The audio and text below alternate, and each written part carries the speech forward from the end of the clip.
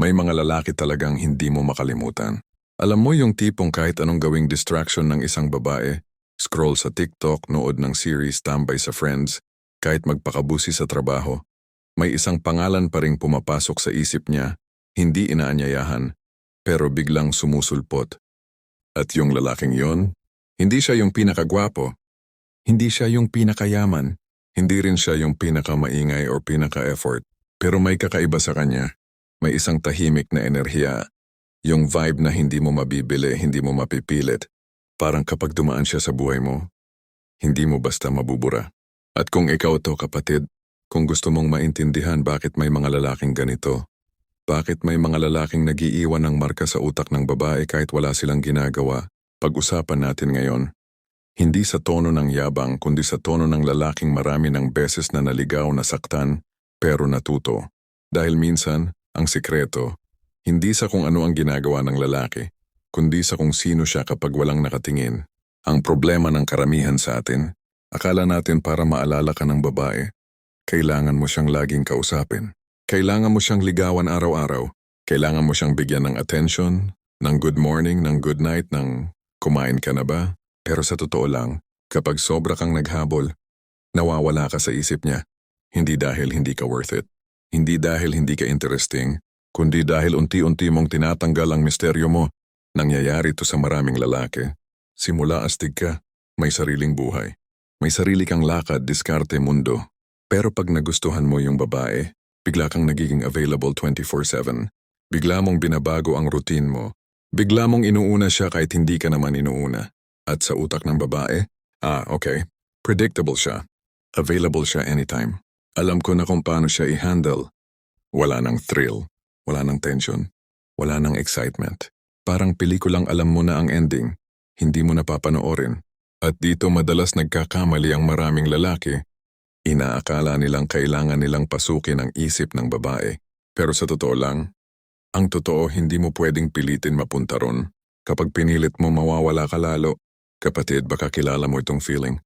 Yung tipong mas lalo kang nagme-message, mas lalo siyang hindi sumasagot, mas lalo kang nagpaparamdam, mas lalo siyang lumalayo, mas gusto mong mapansin ka, mas lalo kanyang hindi hinahanap. At nakakainis yan, di ba? Yung tipong ikaw itong may effort, ikaw itong nagmamahal, ikaw itong nagsusumikap. Pero bakit parang ikaw pa yung hindi sapat? Tapos may isang lalaki, hindi naman ganun ka-effort, hindi naman laging present, hindi naman nagpapakita araw-araw. Pero bakit siya ang hindi makalimutan? Bakit siya ang nasa isip? Bakit siya ang naaalala ng babae tuwing gabi? Ang masakit pa, may mga babaeng hindi umaamin pero totoo.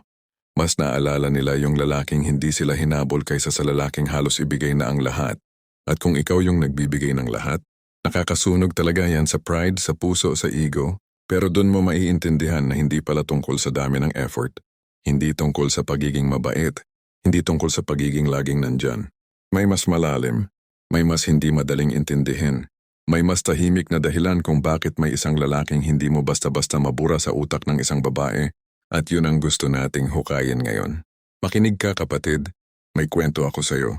May kilala akong babae, tawagin na lang natin siyang Lea. Lahat ng lalaki halos gusto siya. Maganda, matalino, may dating. Pero sa lahat ng lumapit, may isang lalaki siyang hindi makalimutan. Hindi ito yung palaging nagte-text.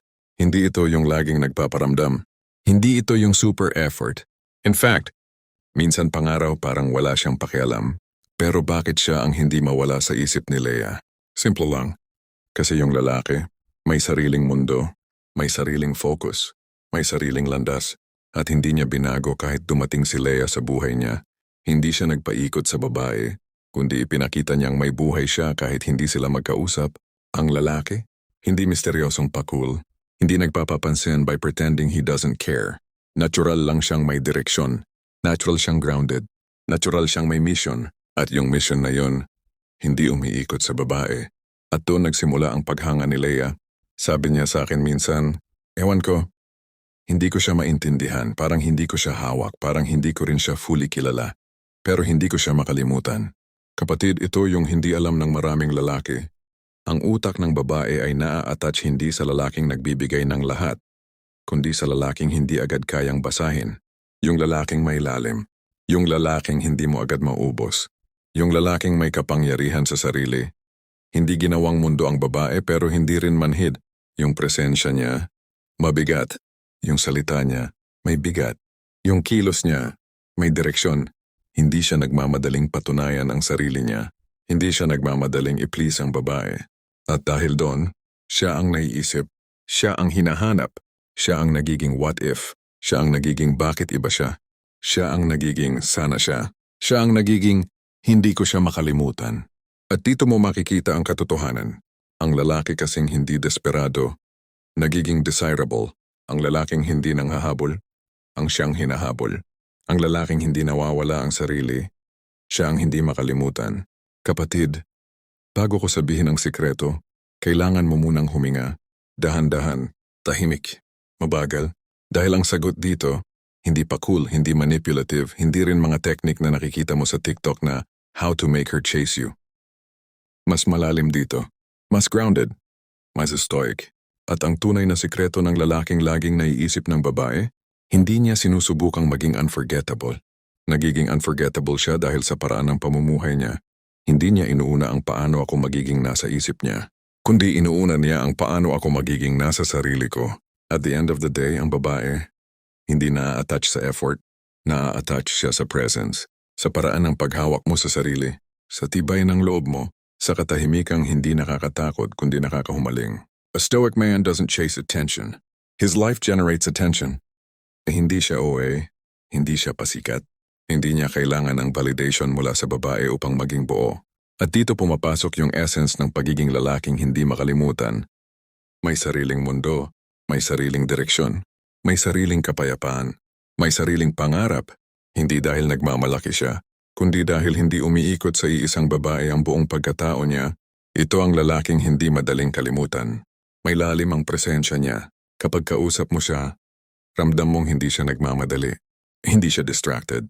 Hindi siya fake, genuine. Makinig. Tahimik pero may bigat. Parang oras na lumipas sa tabi niya. Tumitigil ang mundo ng konti. Para kang nasa kwarto na walang ingay, pero punong-puno ng meaning. Hindi siya natataranta. Kapag lumayo ang babae, hindi siya nasisira. Kapag hindi nag-reply, okay lang. Kapag nawala ng interes ang babae, hindi niya pinipilit. Dahil alam niyang, kung para sa akin, babalik. Kung hindi, hindi kailangan pilitin ang hindi para sa akin. Yan ang lalaking nakakabaliw sa babae. Hindi dahil masungit siya, kundi dahil emotionally composed siya. Hindi siya umaasa, pero marunong magmahal. Hindi siya clingy. Hindi siya takot maiwan. Hindi siya nanghihingi ng assurance. Pero kung may gusto siya, diretso, may respeto. Hindi natatakot masaktan. Hindi siya robot. Hindi siya bato. May puso siya. Pero hindi niya ibinibigay ang puso niya sa unang kumatok. May sariling lakad ang buhay niya. Hindi niya tinatapon ang routine niya para lang sumabay sa babae. May trabaho siyang pinaghuhusayan. May mga pangarap siyang tahimik niyang inaalagaan. May mga prinsipyo siyang hindi niya tinatapakan kahit gustong-gusto niya yung babae. Dito nababaliw ang babae. Paano ko kaya magiging parte ng mundo niya? Ano kaya ang iniisip niya? Saan siya papunta? Hindi dahil misteryoso ka, kundi dahil may direksyon ka, at yan ang hindi malilimutan. Hindi perfect, hindi trying hard, hindi nagpapakyut, tunay, may lalim, may paninindigan. At ang babae, hindi niya kailangan ng sobrang galing na lalaki. Gusto niya ng lalaking may sariling-sarili. Ang tanong bakit siya naiisip ng lalaki? Maganda ang tanong na yan. Ano ba talaga ang nangyayari sa loob ng utak ng babae kapag naaalala niya ang isang lalaki? Kahit hindi siya nagpaparamdam, simple lang, kapatid. Hindi dahil sa itsura mo, hindi dahil sa pakul mo, hindi dahil sa lines mo. Naaalala ka niya dahil iba ang pakiramdam niya kapag ikaw ang kausap niya. Hindi dahil kinilig siya. Maraming lalaki nagpapakilig. Hindi dahil sweet ka. Maraming lalaki ang sweet. Hindi dahil effort ka. Maraming lalaki ang masipag mag-effort. Pero kakaunti lang ang lalaki na kayang magbigay ng emotional gravity. Ano yon? Ito yung presensyang hindi niya makuha sa iba. Yung vibe mo na hindi niya ma-explain. Yung katahimikan mong hindi awkward. Yung paligid mong parang may sariling orbit. Yung paraan mong magsalita na hindi sabog. Hindi padalos, hindi pabigla. Yung tingin mo na hindi naghahanap ng approval. Habang ang ibang lalaki magulo ang buhay niya. Ikaw, dumating kang parang isang malamig na hangin sa hapon. Hindi maingay pero ramdam. Ang problema kasi ng maraming lalaki, puro pabigla, puro pressure, puro pananakot, puro pangungulit, puro pangahabol. Pero ang lalaking hindi makalimutan ng babae, hindi sumisira ng rhythm, hindi nanggugulo ng timing, hindi nangangailangan ng spotlight, may sariling silent power. At dahil hindi kanya kayang i-predict, doon siya mas na-attach. Hindi sa pagiging toxic, kundi sa pagiging authentic. Kasi sa panahon ngayon na lahat nagmamadali, lahat naghahabol, lahat naghahanap ng pansin, ikaw yung lalaking hindi nagpapadalos. Ikaw yung lalaking may sariling utak. Ikaw yung lalaking may sariling mission. Ikaw yung lalaking kaya niyang mahalin. Pero kaya niya ring bitawan kung kinakailangan. At yon, nakakatakot at nakakabighani para sa babae. Hindi kanya hawak, hindi kanya kontrolado. Hindi kanya kayang gawing laruan. Ikaw ang klase ng lalaki na hindi niya pipiliing mawala. Ngayon ito yung hindi sinasabi ng diretsahan pero totoo. Kapag ang babae naramdaman na hindi mo minamadali ang connection, lumalakas ang curiosity niya. Kapag hindi mo pinipilit ang pag-uusap, mas naalala ka niya. Kapag hindi mo siya kinokontrol, mas iniisip ka niya. Kapag hindi ka takot mawala siya, mas natatakot siyang mawala ka. Why? Dahil bihira ang lalaking kaya ring mahalin ang sarili nila habang may gusto silang babae. Bihira ang lalaking hindi natatanggalan ng dignity kapag nagmamahal. Bihira ang lalaking hindi nababaliw kapag hindi siya pinapansin. Bihira ang lalaking buo kahit hindi siya priority. At yan ang tension na bumubuo ng attraction. Hindi dahil nagpa-hard to get ka, kundi dahil yun ka talaga. Hindi dahil nag-strategy ka, kundi dahil matatag ka. Hindi dahil gusto mong paikutin ang babae, kundi dahil hindi mo kayang paikutin ang sarili mo. At ang babaeng nakakita ng lalaking emotionally grounded, mag-iisip yan, hahanap yan, magre-reflect yan. At ang pinakamagandang bahagi, hindi mo ito pinilit, hindi mo ito hiningi, hindi mo ito sinigaw. Natural itong nangyari dahil buo ka. Hindi dahil ginusto mong maging special, kundi dahil hindi mo tinataya ang sarili mo para lang magmukhang special. Kapatid, kung gusto mong maging lalaking hindi makalimutan, kung gusto mong maging nasa isip ng babae kahit wala ka sa tabi niya, hindi mo kailangan ng tricks, hindi mo kailangan ng scripts, hindi mo kailangan ng mga taktika. Kailangan mo lang bumalik sa sarili mo, ayusin ang loob mo, i-redirect ang energy mo sa mission mo. Pahalagahan ang oras mo, ang gawa mo, ang katahimikan mo. Tapusin ang mga bagay na sinimulan mo. Palakasin ang loob mo hindi dahil may babae, kundi dahil may buhay ka. Kung sino ka sa tahimik na oras. Doon ka nagiging hindi malilimutan. Ang lalaking may sariling landas, siya ang ginugustong samahan ng babae. Ang lalaking may sariling puso, siya ang gustong kilalanin.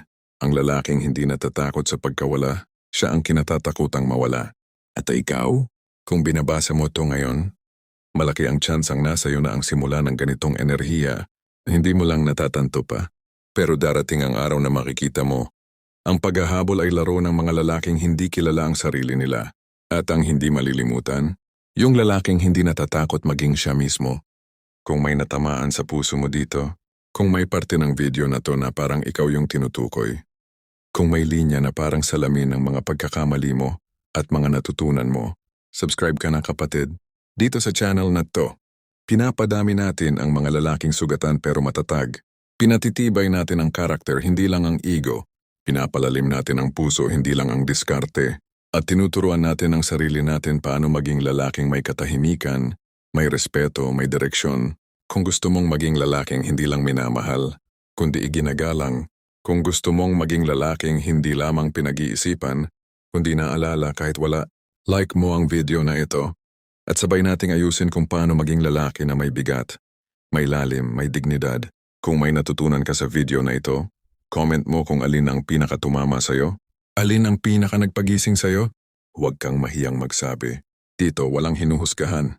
Dito nagtatayo tayo ng mga lalaking buo, hindi mga lalaking pakul lang.